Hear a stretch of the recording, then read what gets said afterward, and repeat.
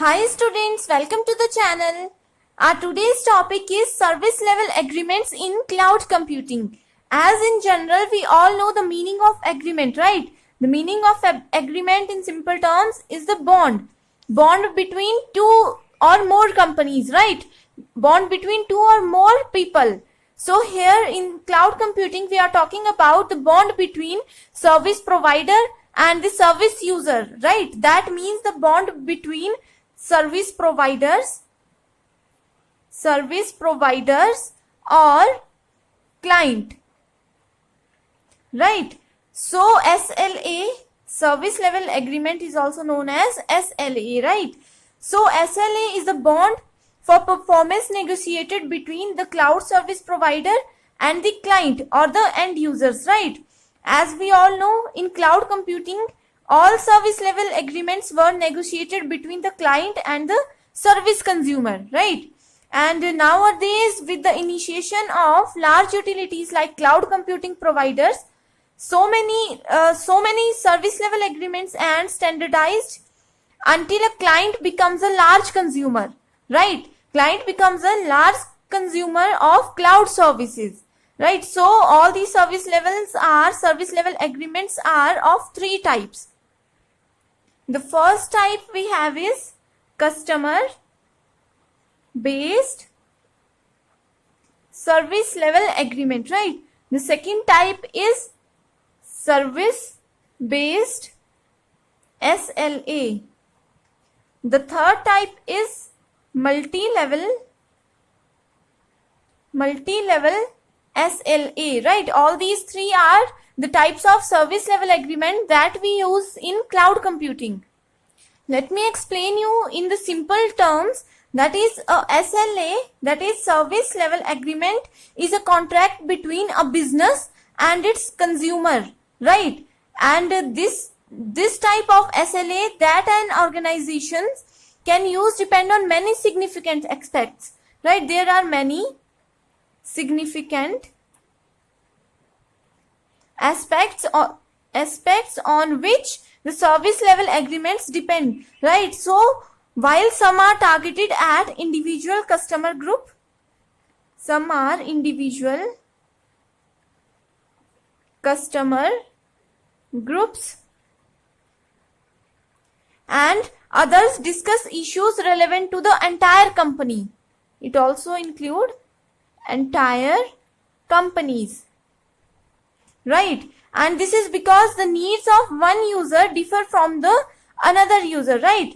And now we are going to discuss all these three types of SLA.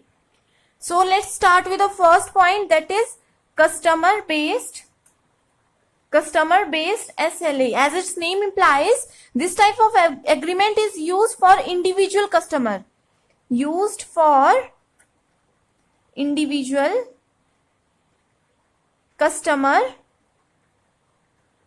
and comprises all relevant services. It comprises all relevant services that a client may need, right? All these services provided by customer based SLA are according to the requirement of a customer, right? It contains detail regarding the type and the quality of service. It contains detail regarding the type and quality of what? Quality of services provided by cloud service providers, right? That has been agreed upon. For example, let me explain. A telecommunication service include voice calls, messaging and internet services, right? But that all exist under a single contract, right? So this is an example of customer based service level agreement, right? A telecommunication is the best example, right? The second type we have is service based SLA. In this type, a contract that include one identical type of service for all of its customers, right?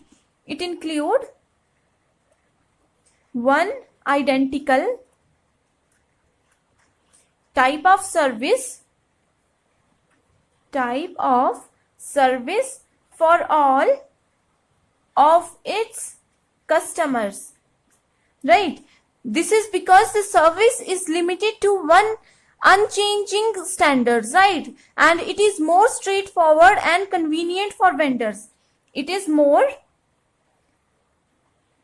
straightforward and convenient for the vendors. Here vendor means the service providers, right? It becomes very easier for the service provider to give or to provide only single type of service to all the users, right? For example, using a service based agreement regarding an IT help desk, right, would mean that the same service is valid for all the end users that sign in a service based SLA. That means, for example, Gmail, right? We sign in on the Gmail. This is a service based agreement, right? That means this is same for all the end users, all the customers all over the world, right? So this is taken under service based service level agreement, right? The third type we have is multi-level SLA, right? This agreement is customized according to the need of the end user company, right? According to the needs of end user company. All right. It also allows the user to integrate several conditions. This is important statement, that it allow users to integrate several conditions into the same system. Also, we can say that it is a combination of customer based and service based agreements, right? And this allow users to integrate several conditions into same system, and this is done just to create a more suitable system or services, right? And it allow 3 level of services, right? The first level we have is corporate level. This is the first level that is taken under multi-level SLA, right? So in case of corporate level, this SLA does not require frequent updates. No frequent updates are required, since its issues are typically unchanging, right? So that's why no frequent updates are required here. And also it includes a comprehensive discussion of all the relevant aspects of that particular agreement between the service provider and the service users, that is end users, right? And its application, or it is applicable to all the customers in the end user organization. Remember this term, this is just for end user company, or we can say that end user organization. The second type we have is customer level, right? And this contract discuss all service issues. It is used to discuss all service issues.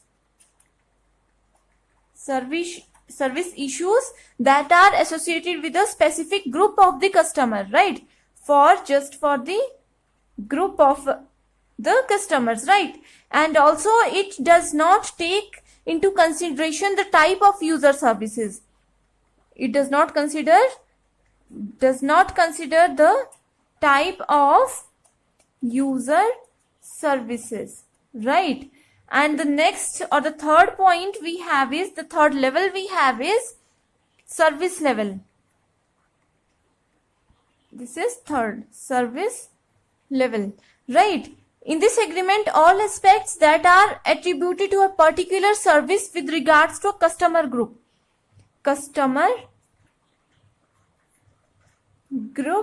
services are services are included in this type, right, in this level.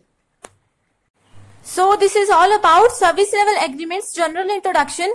In the next video, we will discuss some parameters related to SLA and some major service level agreements. Thank you so much for watching this video.